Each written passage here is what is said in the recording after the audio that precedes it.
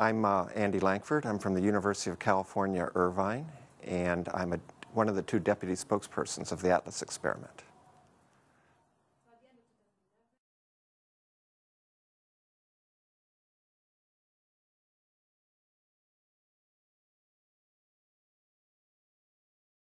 Well, we got much more data in 2011 than we expected, and it's enabled us to narrow down the allowable region for the Higgs boson considerably. We've now been able to, with the amount of data we have, surpass the results of the Tevatron.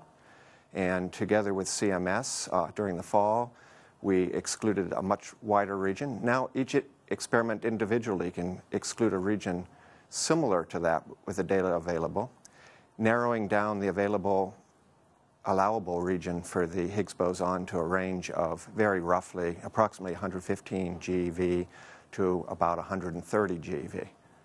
This just happens to be the region that was favored by previous experiments. If there is a Higgs boson, it would most likely be in this region. And it's also the region that's most difficult for us to explore, because in that region the Higgs decays in a way that's a little bit more challenging for us to detect.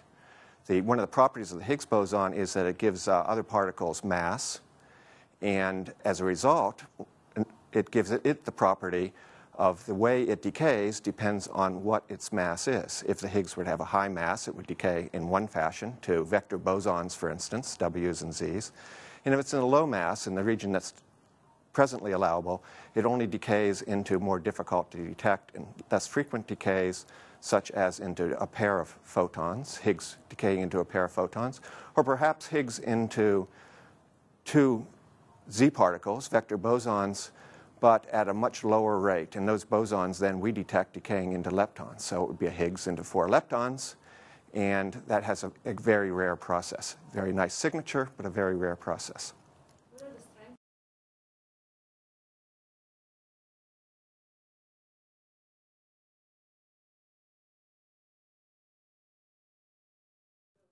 Well, we've largely, those are very important channels in the design of the ATLAS detector. So for instance, in our electromagnetic calorimeter, it was designed in such a way not only to measure the energies of the photons and the locations of the photons, but also the directions of the photons.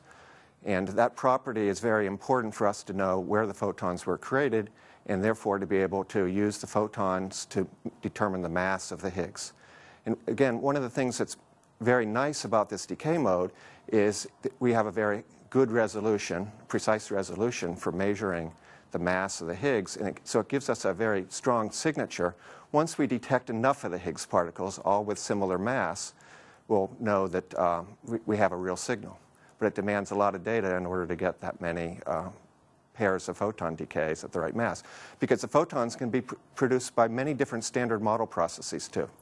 Tens of thousands of photons pairs produced for every 10 Higgs decays.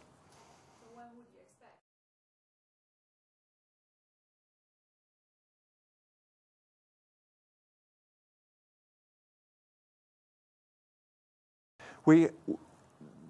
We need a considerable amount more data than we have now. It'll probably take all of 2012. Perhaps if things go well on the summertime, but we would really like to have 4 times as much data as we have now in order to study this region in detail. At the same time, we'll be improving our analyses, trying to make ourselves more sensitive. But it's really more data that we need the most. So it will be summertime at the earliest that we can say really anything more definitive than we can right now with all the 2011 data.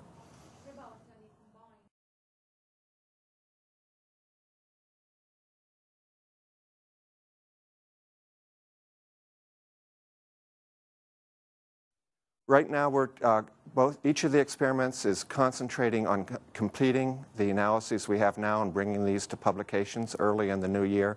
So we'll not be doing a combination before those publications.